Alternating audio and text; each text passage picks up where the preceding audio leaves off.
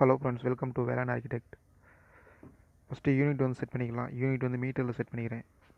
ஒரு பேசேஜ் வேயில் எப்படி பால் ceiling create பண்ணுறது அப்படின்னு சொல்லிட்டு பார்க்க போகிறோம் இந்த வீடியோவில். ஸோ ஃபஸ்ட்டு யூனிட் செட் பண்ணிவிட்டு அடுத்து வந்து ஆர்கிடெக்சரில் வால் ஆப்ஷனை செலக்ட் பண்ணிக்கணும். வால் ஆப்ஷனை செலக்ட் பண்ணிவிட்டு அதோட அன்கனெக்டட் ஹைட்டை வந்து லெவல் 2ன்னு செட் பண்ணிக்குவோம். ஸோ ஃபஸ்ட்டு வந்து லெங்த் வைஸில் ஒரு ரெக்டாங்கிள் ஷேப்பில் வந்து ஒரு ரூமான க்ரியேட் பண்ணிக்குவோம்.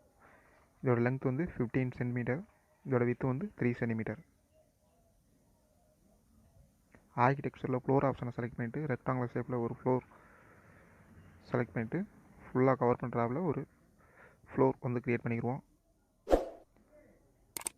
சீலிங் வந்து ஆட்டோமேட்டிக் சீலிங். இதோட ஃபஸ்ட்டு சீலிங்கோட ஹைட் வந்து 3.3 மீட்டர். அடுத்து செகண்ட் சீலிங்கோட ஹைட் வந்து பார்த்தீங்கன்னாக்க 3.6 மீட்டர். அந்த ரூமில் போய் பிக் பண்ணாலுமே உங்களுக்கு ஆட்டோமேட்டிக்காக வந்து அந்த சீலிங் வந்து க்ரியேட் ஆகிரும்.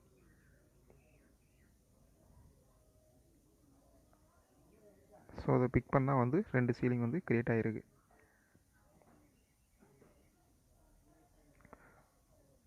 ஒரு செக்ஷன் வியூ வந்து ஒன்று க்ரியேட் பண்ணிக்கிறேன்.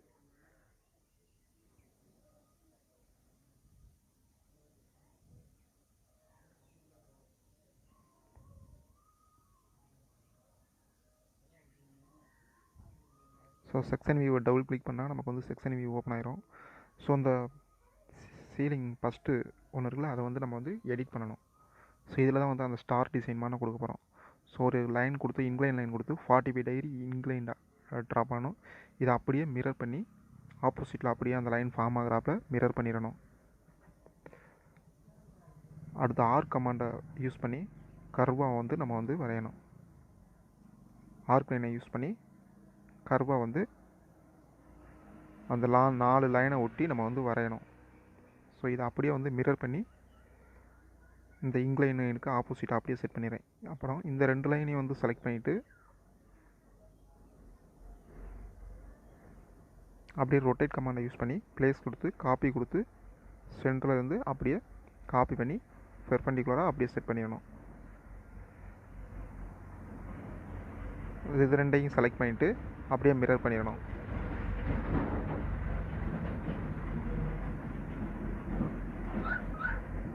இந்த ஷார்ப்பை வந்து கொஞ்சம் லைட்டாக வந்து கர்வாக செட் பண்ணுறதுக்கு 0.2 சென்டிமீட்டர் வந்து கர்வாக ட்ரா பண்ணிடலாம். இடையில இருக்க இந்த லைன்ஸை வந்து டெலீட் பண்ணிடணும். இது அப்படியே ஃபுல்லாக செட்டாக இந்த ஸ்டார் ஷேப்பில் இருக்குது பார்த்திங்களா, அந்த டிசைனை அதை அப்படியே செட்டாக காப்பி பண்ணி மல்டிபிள் கொடுத்துட்டு எண்டில் வச்சுட்டு அப்படியே 3 மீட்டர் 3 மீட்டர்னு கொடுத்தா அப்படியே மல்டிபிளாக காப்பி ஆயிரும் டக்கு டக்குன்னு. சரிங்களா? ஓகே. அடுத்து ஸ்ப்ளிட் கமாண்டை யூஸ் பண்ணி ஒவ்வொரு ஜாயின்லையும் வந்து ஸ்ப்ளிட் பண்ணிடணும். அப்போ தான் நம்ம வந்து ஈஸியாக ட்ரிம் அண்ட் ஜாயின் கமாண்டை யூஸ் பண்ணி கரெக்டாக ஒவ்வொரு ஸ்டாரையும் வந்து தனித்தனியாக நம்ம வந்து ஜாயின் பண்ணி காமிக்கலாம். ஸோ அதுக்காக தனித்தனியாக நம்ம வந்து ஸ்ப்ளிட் பண்ணிடணும் தனித்தனியாக ஒவ்வொரு ஜாயின்லையும். அப்புறம் அடுத்து வந்து ட்ரிம் அண்ட் எக்ஸ்டெண்ட் கமாண்டை யூஸ் பண்ணி ஒவ்வொரு ஜாயின்லையும் வந்து கரெக்டாக வந்து செப்பரேட்டாக தனித்தனியாக ஜாயின் பண்ணி விட்றணும்.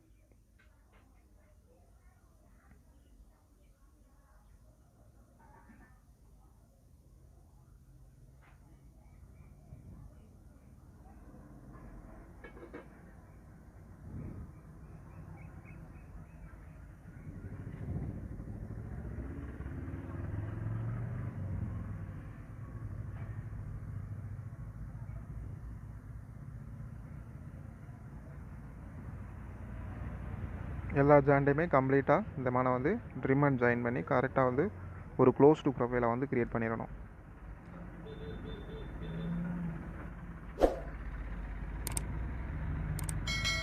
ஃபைனலாக கொடுத்து ஓகே கொடுத்துடணும். ஓகே. ஸோ நம்ம இந்த டிசைனுக்கு வந்து நம்ம வந்து ஒரு மெட்டீரியல்ஸ் அப்ளை பண்ண போகிறோம். ஸோ இதில் போய்ட்டு ஸ்ட்ரக்சர் 2 பார்த்தீங்களா, அதில் போய்ட்டு எடிட் ஆப்ஷன் கொடுத்து ஏதாவது ஒரு வுட் மெட்டீரியல் அப்ளை பண்ணலாம்.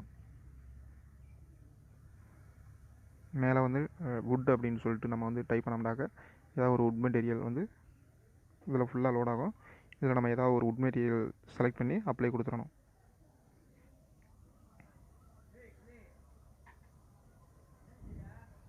அப்ளை கொடுத்து ஓகே கொடுத்துருவோம்.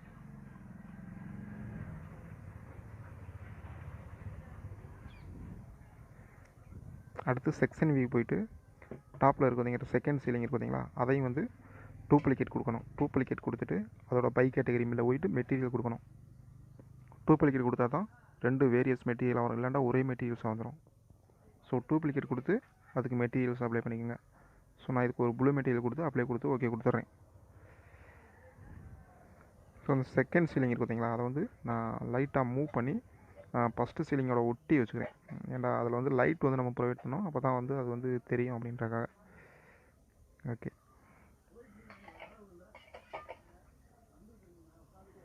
இப்போ வந்து பார்த்தீங்கன்னாக்கா வால் லைட் வந்து நான் வந்து டவுன்லோட் பண்ணி வச்சுருக்கேன். அதை அதில் ட்ராக் பண்ணி அப்லோட் பண்ணி நம்ம சுற்றி உள்ள வாலில் ஃபுல்லாக நம்ம வந்து செட் பண்ண போகிறோம்.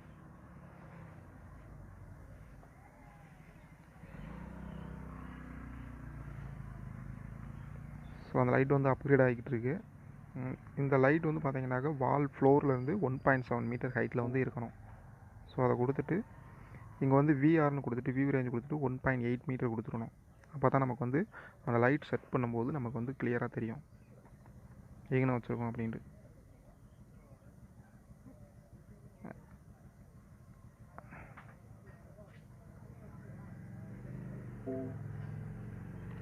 சரி, ஆக்சுவலாக இது சீலிங் லெவலில் இருக்குது. ஸோ நம்ம வந்து என்னென்னா ஃப்ளோர் பிளானில் செட் பண்ணிடணும்.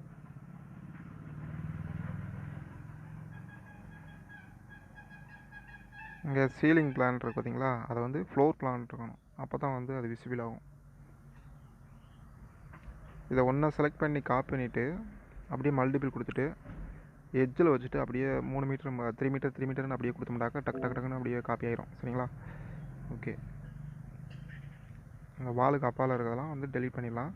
இதை அப்படியே ஃபுல்லாக செலக்ட் பண்ணிவிட்டு அப்படியே வந்து மிரர் லைன் கொடுத்து ஆப்போசிட்டில் உள்ள வாலையும் இருக்கிற மாதிரி அப்படியே செட் பண்ணிடணும் தான்.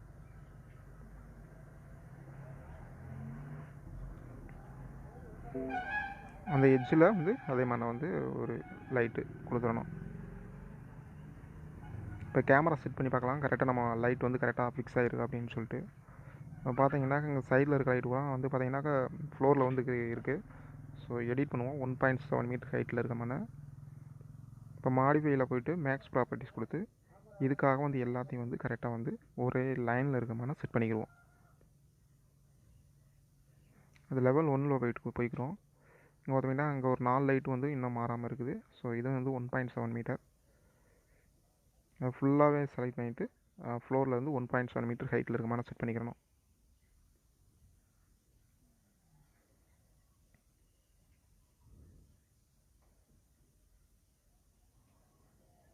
அடுத்து வந்து பார்த்தீங்கன்னாக்கா அந்த செகண்ட் சீலிங்கில் வந்து பார்த்தீங்கன்னாக்கா ஒரு சீலிங் லேம்ப் வந்து செட் பண்ணுறோம். ஒரு ரவுண்டு சீலிங் லேம்ப்பு கரெக்டாக அந்த ஸ்டார்ஸ் டிசைன் இருக்குது பார்த்தீங்களா, அதில் சென்டரில் ஃபுல்லாக வந்து இருக்கிற மாதிரி ஒரு லைட்டு. இதை அப்படியே அதே மாதிரி நான் காப்பி பண்ணிவிட்டு மல்டிபிள் கொடுத்துட்டு அப்படியே எட்ஜில் வந்து கிளிக் பண்ணிவிட்டு அப்படியே 3 மீட்டர் 3 மீட்டர்னு கொடுத்தோம்னாக்கா வந்து ஒவ்வொரு ஜாயினில் வந்து கரெக்டாக வந்து ஃபிட் ஆயிரும். ஏதாவது அலைன்மெண்ட் மாறி இருந்துச்சுனாக்கா லைட்டாக அதை செலக்ட் பண்ணிவிட்டு இந்த லெஃப்ட் ஆரோக்கியை யூஸ் பண்ணி லைட்டாக மூவ் பண்ணி கரெக்டாக அந்த ஸ்டார் டிசைனோட சென்டரில் இருக்கிற மாதிரி செட் பண்ணிக்கலாம். ஆரோக்கி டப்புன்னு நம்ம அட்ஜஸ்ட் பண்ணோம்னா அது கரெக்டாக வந்து செட் ஆகிரும்.